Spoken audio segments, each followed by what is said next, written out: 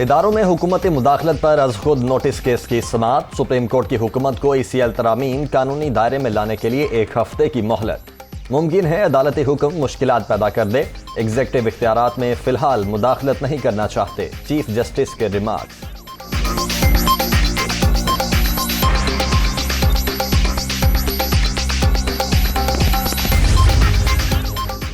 مہنگائی گزشتہ حکومت سے ورثے میں ملی۔ جب نون لیگ کی حکومت رہی مہنگائی میں کمی واقع ہوئی۔ انتخابات کے لیے تیار ہیں عمران خان، معاشی طور پر بارودی سرنگیں بچھا کر گئے۔ ملک کی بہتری کے لیے مشکل فیصلے کیے، چند ماہ میں بہتر نتائج آنا شروع ہو جائیں گے۔ دانیال عزیز اور محمد زبیر کی میڈیا ٹاک۔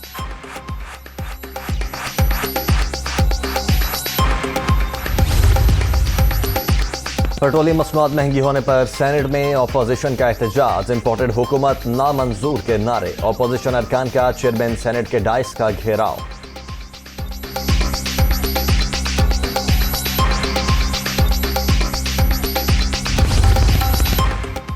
پیٹرول کی بڑھتی قیمتیں، وزیر اعلیٰ سندھ کا اہم فیصلہ، اپنے سمیت وزراء اور افسران کا پیٹرول کوٹا کم کرنے کا حکم۔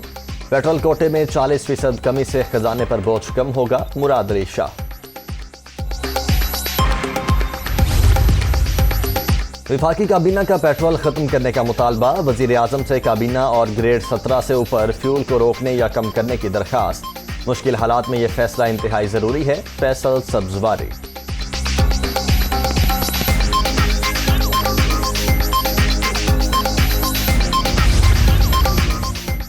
پیٹرولیم مصنوعات اور بجلی کی قیمتوں میں اضافہ مسترد۔ تحریک انصاف کا آج ملک بھر میں احتجاج کا پروگرام۔ حکومتی فیصلے سے عوام پر 900 ارب روپے کا بوجھ پڑے گا، مہنگائی کا نیا طوفان بھی آئے گا، PTI چیئرمین کا ٹویٹ۔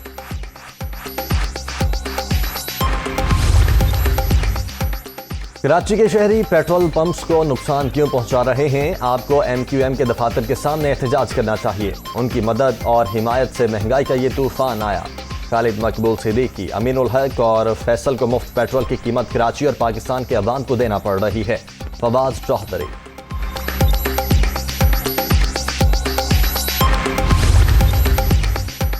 عمران خان خیبر پختونخوا کے وسائل استعمال کر رہے ہیں، پوری قوم ان کے ایجنڈے کو سمجھ گئی ہے۔ چیئرمین PTI پاکستان کو عدم استحکام کا شکار کرنا چاہتے ہیں۔ عدلیہ کو ان کے متنازع بیانات کا نوٹس لینا چاہیے، امیر مکان کی نیوز کانفرنس۔